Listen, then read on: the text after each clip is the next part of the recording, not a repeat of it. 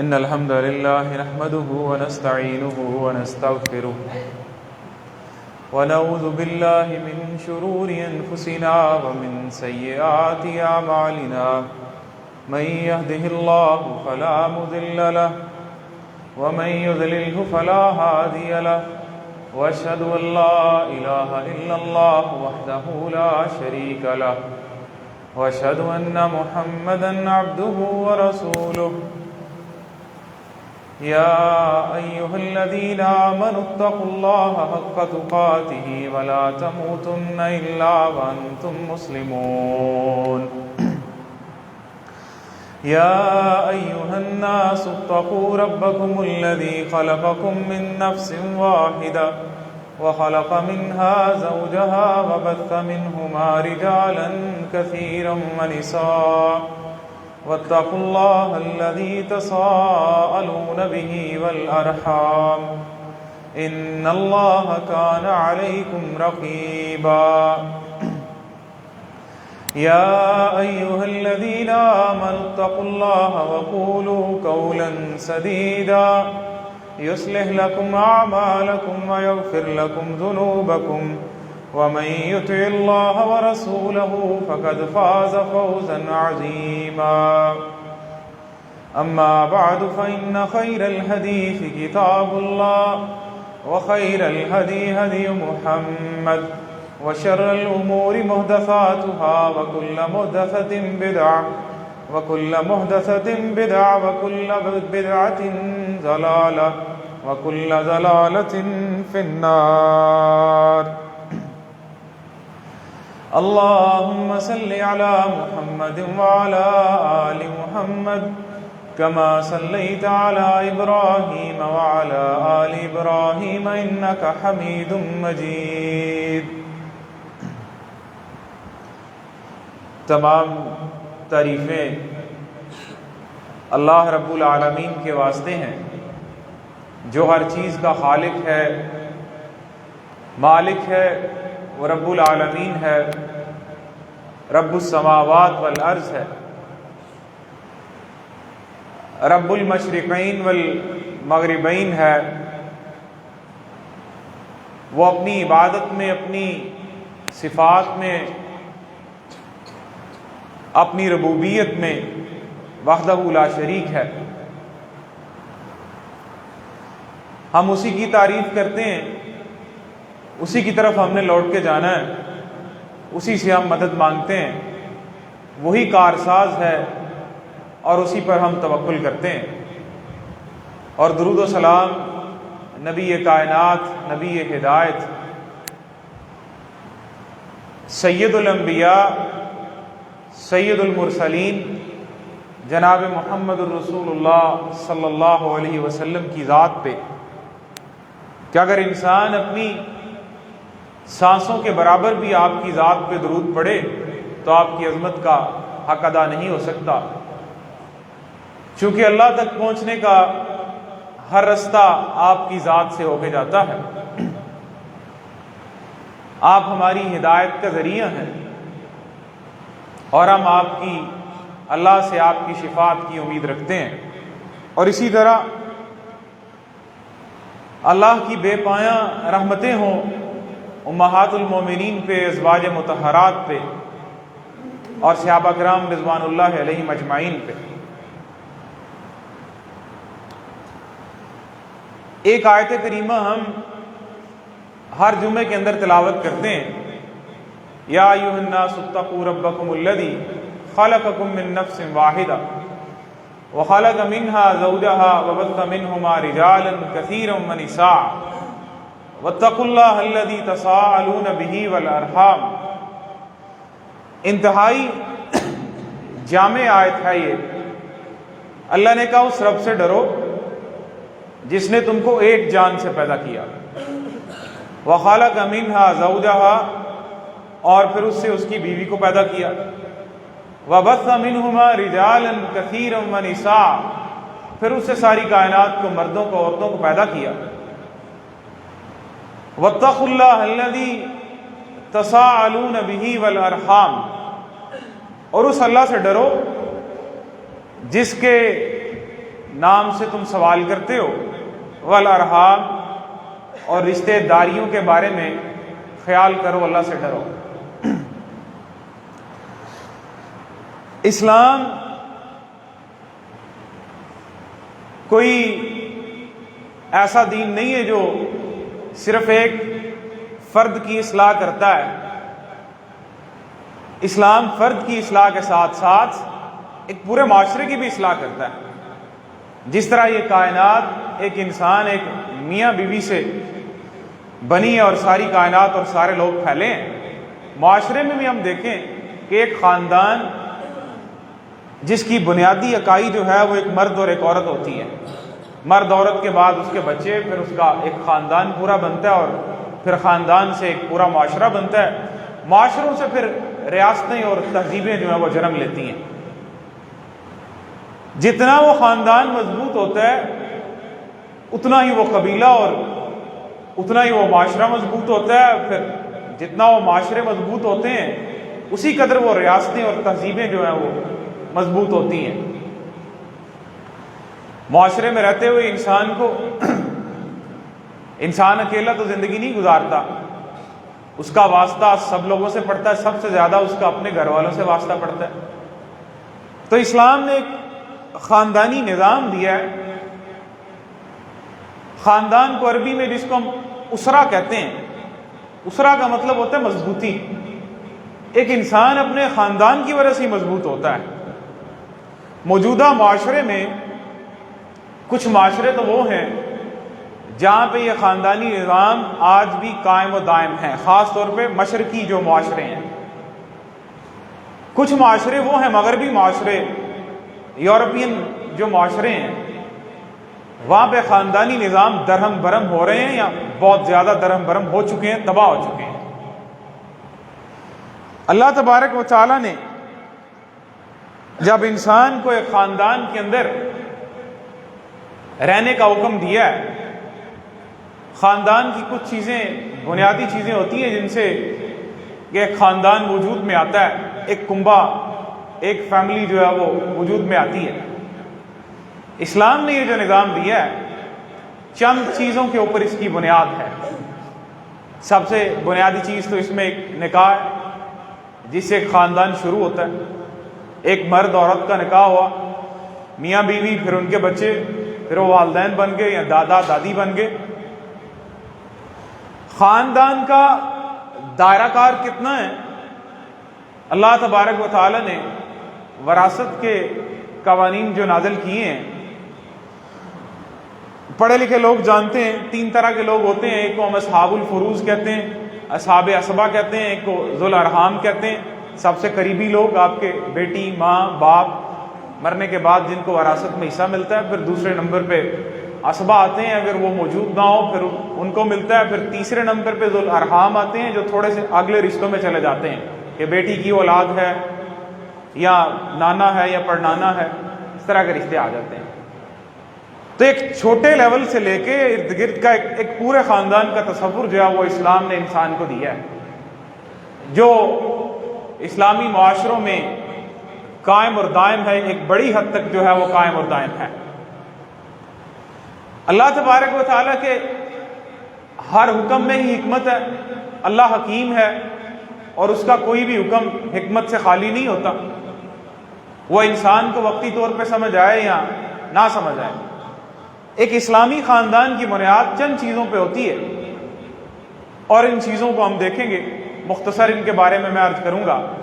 ایک تو نکاح ہے، اس میں نکاح کے بعد پھر وراثت ہے، یہ خاندان کی بنیادی چیزیں ہیں۔ پھر تربیت ہے، اور پھر تربیت کے ساتھ ایک پردہ ہے۔ یہ وہ چیزیں ہیں جن پر ایک خاندان جو ہے وہ خاندان کی بنیاد ہوتی ہے۔ سب سے پہلے نکاح، اسلام نے اس بات کو ترجیح دی ہے، اس کو فرض کیا ہے کہ جب کوئی بندہ جوان ہو، عورت جوان، تو اس کا نکاح ہونا چاہیے۔ نبی کریم صلی اللہ علیہ وسلم نے فرمایا کہ من استطاع منکم الباء فلیتزوج، جو نکاح کی طاقت رکھتا ہے اس کو نکاح کرنی چاہیے۔ فإنہ اغض للبصر واحسن للفرج، کیونکہ نکاح انسان کی نگاہوں کو پاکیزہ کرتا ہے اور انسان کی شرمگاہ کی حفاظت کرتا ہے۔ پھر یہی نہیں اللہ نے کہا وَأَنكِحُوا الْأَيَامَ مِنكُمْ، آپ میں سے جو بیوہ ہو جائیں ان کے نکاح کرو، وَالصَّالِحِينَ مِنْ عِبَادِكُمْ وَإِمَائِكُمْ، اور اللہ نے کہا یہ جو تمہارے غلام ہے نیک صالحین تمہارے غلاموں میں سے لونڈیوں میں سے ان کے نکاح کرو، إِن يَكُونُوا فُقَرَاءَ يُغْنِهُمُ اللَّهُ مِنْ فَضْلِهِ وَاللَّهُ وَاسِعٌ عَلِيمٌ، اگر یہ فقیر بھی ہیں تنگ دست بھی ہیں، غلام چونکہ جو ہے وہ عام طور پہ تنگ دست ہوتے ہیں، تو ان یکونوا فقراء یغنیہم اللہ من فضلہ، اللہ اپنے فضل سے ان کو غنی کر دے گا نکاح کی برکت کی وجہ سے۔ واللہ واسع علیم، اللہ تو وسعتوں والا ہے، اللہ تو سب سے زیادہ علم والا ہے۔ تو یہ ایک ایسی چیز ہے جو ایک خاندان کو شروع کرنے والی ایک بنیادی خاندان کی اکائی ہے، اور جب اس پہ حملہ ہو یا اس چیز کو معاشرے سے ختم کرنے کی کوشش کی جائے، پھر معاشرے اور خاندانی نظام درم برم ہو جاتے ہیں، جس طرح یورپ میں جس طرح مغرب میں ہوا ہے۔ نکاح ابھی تو وہاں پہ 50%، 60% وہ لوگ ہیں نا جو سمجھتے نہیں کہ نکاح ضروری ہے۔ بغیر نکاح کے تعلقات، بغیر نکاح کے خاندانی نظام، بغیر نکاح کے فیملیز، بغیر نکاح کے سارا کچھ، اور پھر اس سے مزید برائیاں جنم لیتی ہیں۔ جو احساس جو رشتہ ایک میاں بیوی کا ہوتا ہے وہ نکاح کے بغیر کسی اور کا نہیں ہو سکتا۔ نبی کریم صلی اللہ علیہ وسلم نے فرمایا کہ سب سے زیادہ جو دو محبت کرنے والوں کے لیے چیز ہے وہ نکاح ہے، کہ جس سے انسان کے دل میں اللہ تبارک و تعالی محبت کو پیدا کرتے ہیں۔ ایک یہ چیز ہے نکاح، اور دوسری چیز پھر اس کے بعد آتی ہے، اور پھر نکاح کے اندر تعلقات کس طرح کے ہیں۔ رسول اللہ صلی اللہ علیہ وسلم نے فرمایا کہ خیرکم خیرکم لأہلہ وانا خیر لأہلی، کہ تم میں سے سب سے بہتر وہ ہے جو اپنے گھر والوں کے لیے بہتر ہے، اپنے اہل کے لیے، اپنی بیوی اپنے بچوں کے لیے بہتر ہے، وانا خیر لأہلی، اور میں اپنے گھر والوں کے لیے سب سے زیادہ بہتر ہوں۔ انسان کا اصل امتحان ہی تب شروع ہوتا ہے جب اس کی آزمائش گھر سے ہوتی ہے۔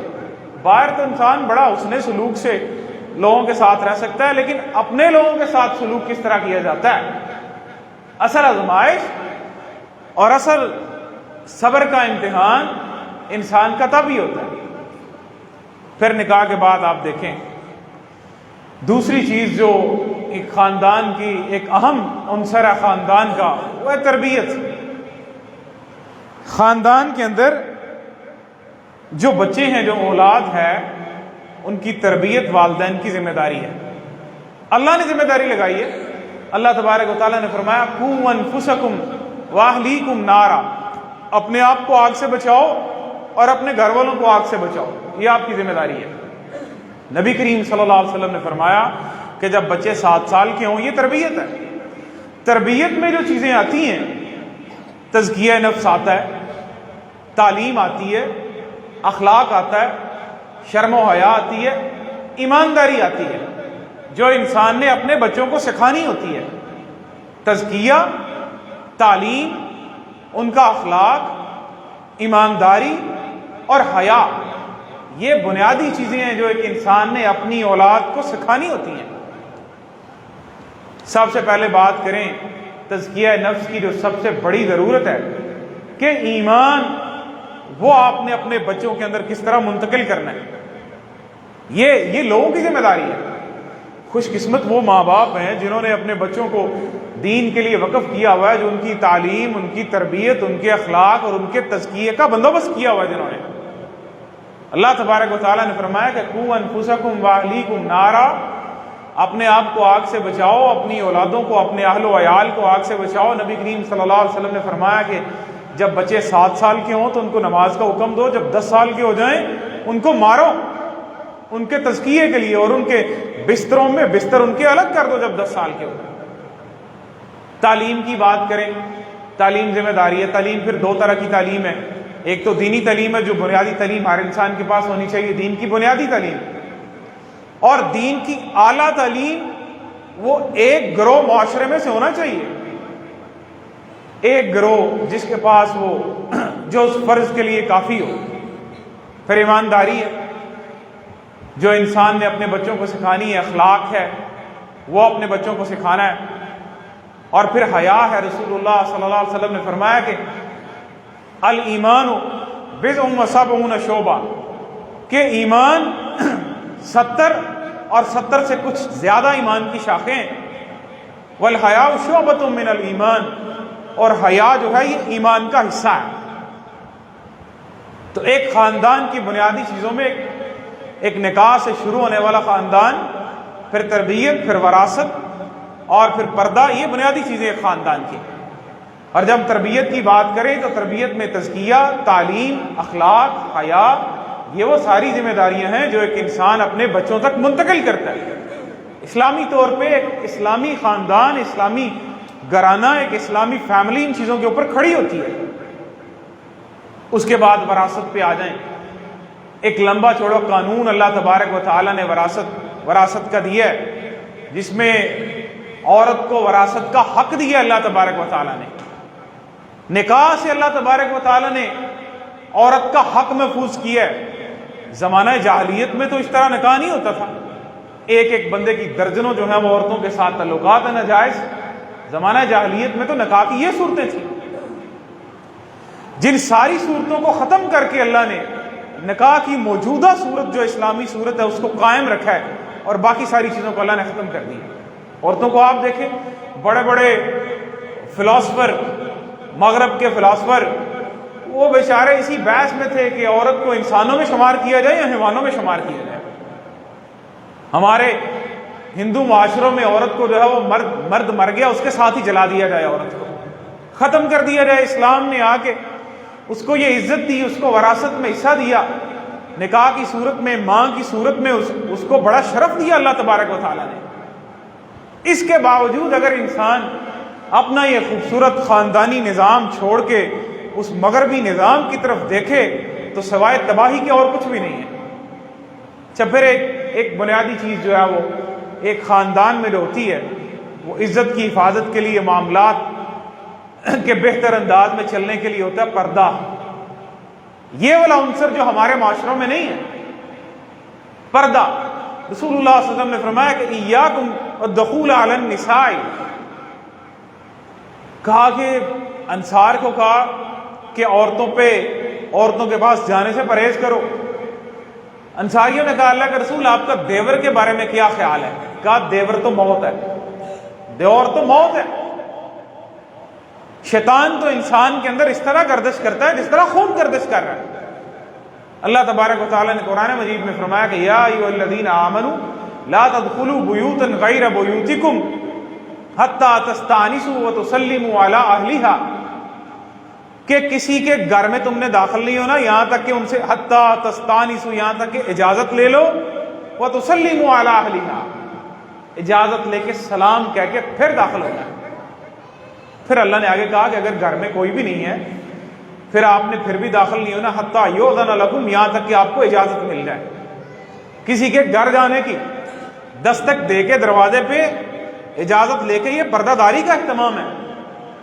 اللہ تبارک و تعالیٰ نے قرآن مجید میں کائنات کی سب سے زیادہ پاکیزہ عورتیں امہات المومنین کو کہا کہ اے نبی قل لازواجک وبناتک ونساء المؤمنین یدنین علیہن من جلابیبہن ذالک ادنی ان یعرفن فلا یؤذین، کہا پیغمبر اپنی بیویوں کو حکم دے دیجئے، اپنی بیٹیوں کو حکم دے دیجئے، اور مومنوں کی عورتوں کو حکم دے دیجئے کہ اپنے اوپر بڑی بڑی اوڑھنیاں ڈال لیں تاکہ لوگ پہچان جائیں کہ یہ پاک باز اور حیادار عورتیں جا رہی ہیں اور لوگ ان کو تنگ نہ کریں۔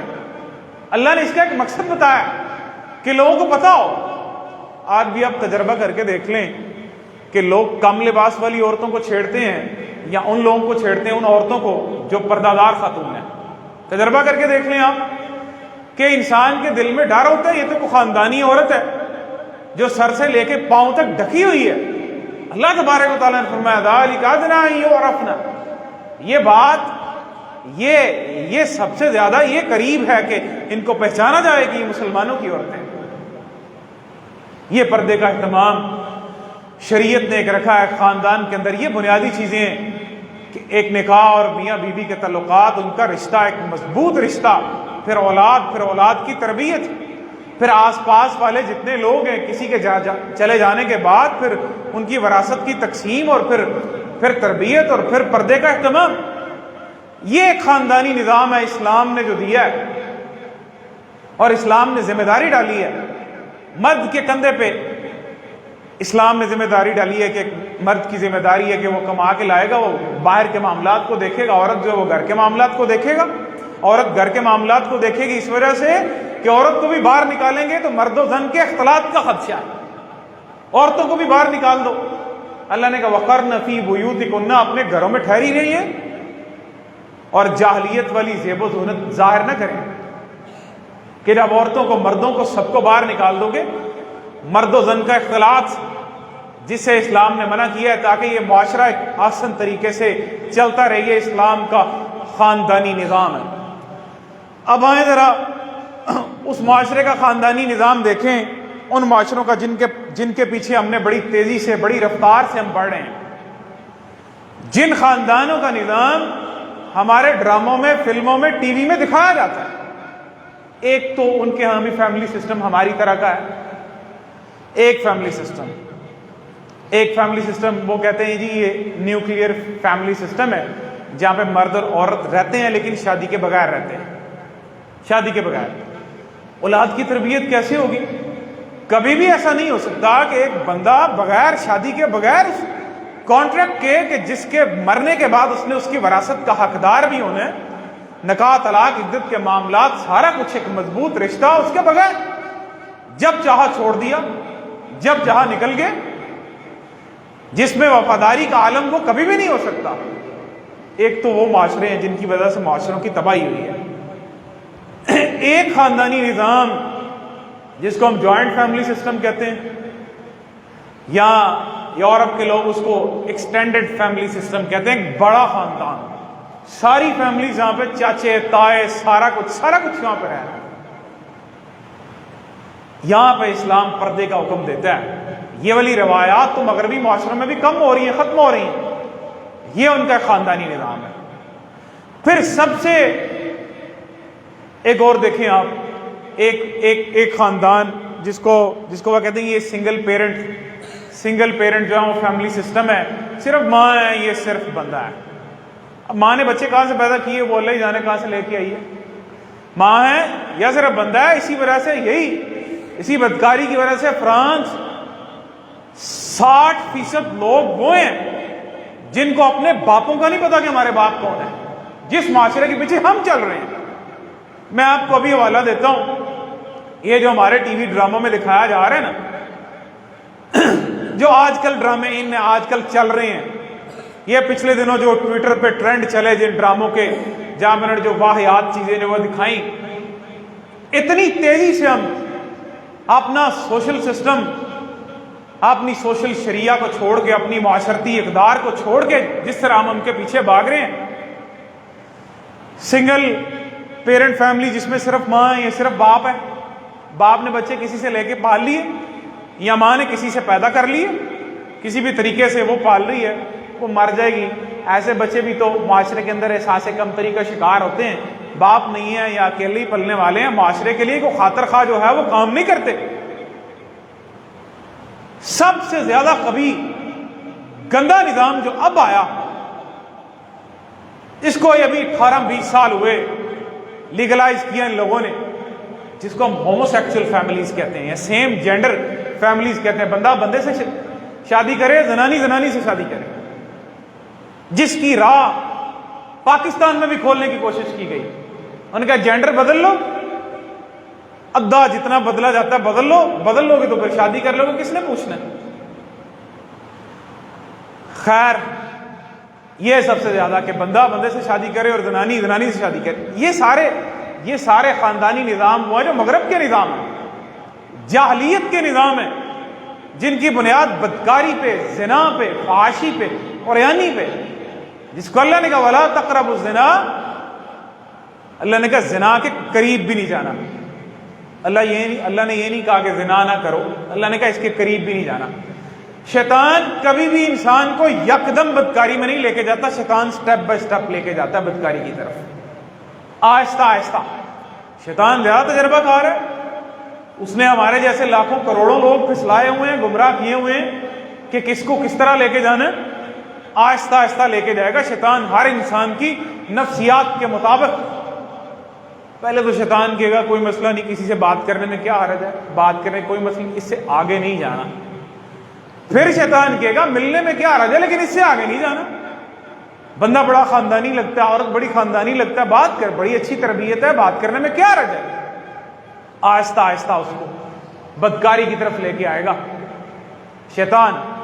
اللہ نے کہا اس کے قریب بھی نہیں جانا۔ اللہ نے کہا زانیۃ والزانی فاجلدوا کل واحد منہما 100 جلدہ، زانی عورت کو زانی مرد کی پشت پہ کوڑے لگائے جائیں، ان کو جلا وطن کیا جائے۔ جس معاشرے کی بنیاد، جس نظام کی بنیاد، اچھا پھر ایک نظام یہ ہے جس کو ہم یہ کہتے ہیں جی ایکسٹرا میرٹل افیئرز ہیں، کہ شادی بھی ہو گئی ہے اور آج کی مشوقی بھی کسی اور کے ساتھ ہے، شادی کسی اور کے ساتھ اور رنگ رلیاں بھی کسی اور کے ساتھ۔ ہمارے یہ ڈرامے چلتے ہیں آج، یہ ٹویٹر پہ ایک ڈرامے کی کنٹروورسی بنی، اور نا جی ایک تو یہ چیز ایک میرٹل ریپ دکھایا جی، شادی کے بعد بھی بندے زنانی کا کانٹریکٹ ہوا کہ وہ بندہ زنانی کو چھوئے گا نہیں۔ یہ نکاح کو کس طرح وائلیٹ کیا جا رہا ہے، نکاح کی اہمیت کو کس طرح بیڑا گرک کیا جا رہا ہے۔ نکاح کا مقصد کیا ہے؟ نبی کریم صلی اللہ علیہ وسلم نے فرمایا نکاح کا مقصد یہ ہے کہ انسان کی نظروں کی حفاظت ہو، نکاح کا مقصد یہ ہے کہ انسان کی اولاد کی، انسان کے نسب کی حفاظت ہو، انسانیت اور نسل انسانی ایک بہتر انداز سے آگے بڑھ سکے۔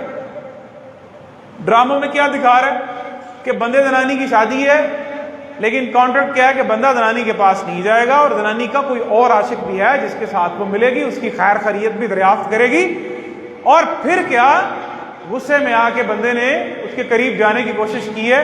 یعنی میریٹل ریپ کا کانسیپٹ ہے، میریٹل ریپ، زیادتی، اپنی بیوی کے ساتھ زیادتی۔ اور کس کو دکھایا جا رہا ہے ڈراموں میں؟ پاکستانیوں کو، جن کے گھروں میں عورتیں ساری ساری رات موبائلوں پہ ڈرامے دیکھتی ہیں۔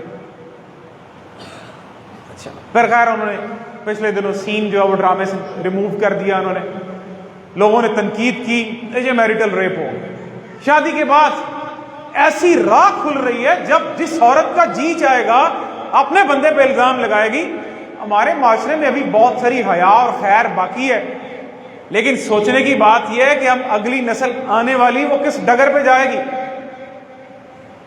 جو لوگ بڑھ رہے ہیں، جن کے 24 گھنٹوں میں سے 15-20 گھنٹے سوشل میڈیا پہ، ڈراموں پہ، فلموں پہ گزرتے ہیں، یہ ہمارے ملک کی بات ہے۔ چل رہے ڈرامہ تو ابھی بھی چل رہا ہے، ڈرامے چل رہے ہیں۔ جس کا جی چاہے گا وہ بندے پہ الزام لگائے اس نے مجھے ہراساں کیا، اپنے خاوند پہ کیس کرے، بندہ زنانی پہ کیس کرے اس نے مجھے ہراساں کیا، یہ میرے ساتھ زیادتی کرنا چاہتا ہے۔ زیادتی کون کر رہا ہے؟ بندہ اپنی بیگم کے ساتھ۔ یہ وہ خاندانی نظام ہے۔ یہ تو بچے بیچارے، یہ تو بڑے خوش قسمت ہے نا جو قرآن کی تعلیم حاصل کر رہے ہیں، اسلامی روایات کو زندہ رکھے ہوئے ہیں۔ یہ مدارس جو اسلام کے قلعے ہیں، قرآن سے بڑھ کے تو کوئی چیز نہیں نہ ہو سکتی۔ ان کے ماں باپ نے ان کا بندوبست کیا، ان کی تعلیم کا، ان کے تزکیے کا، ان کے اخلاق کا، ان کی حیا کا، ان کی تربیت کا بندوبست کیا ہوا ہے۔ کہیں بھی چلا جائے انسان زندگی میں، اس کی تربیت کبھی نہ کبھی اس کو واپس کھینچ لاتی ہے۔ یہ وہ خاندانی نظام ہے جو مغرب کے، جس کے پیچھے ہمارا معاشرہ بڑی تیزی سے، بڑی رفتار سے بھاگ رہا ہے۔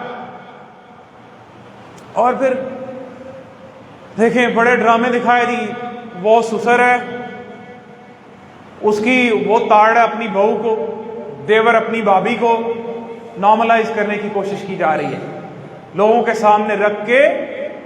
جب تک انسان کو کسی بات کا علم نہیں ہوتا، وہ اس کے تحت شعور میں نہیں ہوتی، وہ اس کے اوپر نہیں سوچتا۔ جس طرح ہم نے ننگے سر کو میڈیا نے نارملائز کر دیا کہ ننگا سر رکھنا کوئی مسئلہ نہیں، عورتوں مردوں کا اختلاط اس کو میڈیا نے نارمل کر دیا، کوئی مسئلہ نہیں، خاص طور پہ کزن شزن ان سے ملنا جلنا کوئی مسئلہ نہیں، نارمل ہو گیا، کوئی سمجھتا ہی نہیں غلط، کوئی سمجھ نہیں۔ پینٹ شرٹ جین سارا کچھ پہننا میڈیا نے نارمل کر دیا۔ اگلا سٹیپ کیا ہوگا؟ Extra marital affairs, transgender, marital rape, یہ ساری چیزیں، انسیسٹ، کہتے ہیں ایک ڈرامے کی سٹوری غلطی سے کہتے ہیں یہ تو اس کی رضائی بھائی بہن ہے، تم نے اس کی شادی کروا دی ہے۔ لوگوں کے ذہنوں میں آستہ آستہ ٹیسٹر لگا کے ڈالا جا رہا ہے اور مسلمانوں کے خاندانی نظاموں کو اجاڑا جائے گا، اس کو تباہ کیا جائے گا۔ ہمارے اوپر جو ایلیٹ کلاس بیٹھی ہوئی ہے ان بیچاروں، ان کے نزدیک تو یہ کوئی مسئلہ نہیں ہے، وہ تو بیچارے وہ جرنیل بیچارے بڑے بڑے باہر سے رائل ملٹری اکیڈمی سے پڑھ کے آتے ہیں، کیا مسئلہ ہے؟ ان کی فیملیز باہر، خاندان باہر، پیسہ باہر، تعلیم باہر سے، پی ایچ ڈیز باہر سے کر کے آتی ہیں جو صرف اور صرف انسان کو شکوک و شبہات سکھاتی ہیں۔ وہ ان کا مغربی فلسفہ پڑھ پڑھ کے قرآن کو پڑھا نہیں ہے، سطحی طور پہ پڑھا ہے، وہ ذہنوں میں شک ڈال دیا، وہ ڈاؤٹس ڈال کے ذہنوں کے اندر۔ اللہ نے قرآن مجید میں فرمایا کہ جب اللہ کا عذاب آتا ہے تو سب سے پہلے اوپر والا طبقہ خراب ہوتا ہے، اوپر والا ایلیٹ کلاس جس کو ہم کہتے ہیں، عمراء، حاکم سب سے پہلے خراب ہوتے ہیں۔ عربی کا ایک مقولہ ہے کہ الناس علی دین ملوکہم، لوگ اپنے بادشاہوں کے دین پہ ہوتے ہیں، اپنے سرداروں، اپنے وڈیروں اور اپنے جاگیرداروں کے دینوں پہ ہوتے ہیں، لوگ ان کو فالو کرتے ہیں، ان کے پیچھے چلتے ہیں، لوگ سیلیبریٹیز کو، اداکاروں کو، مشہور لوگوں کو، لوگ ان کے پیچھے چلتے ہیں۔ لوگ، ہمیں یہ بات سمجھنے کی ضرورت ہے کہ اگر ہم نے اپنی اولادوں کو قرآن مجید، قرآن کے اوپر نہ ہم لائے تو جس طرح ہم بہت ساری بڑی رفتار کے ساتھ، بڑی تیزی کے ساتھ اور اندھا دھند ان کی پیروی کر رہے ہیں نا، نبی کریم صلی اللہ علیہ وسلم نے فرمایا کہ میری امت بھی ان کے قدم پہ قدم رکھے گی، اگر کوئی گو کے بل میں سر ڈالے گا تو میرے لوگ بھی گو کے بل میں سر ڈالیں گے پیچھے۔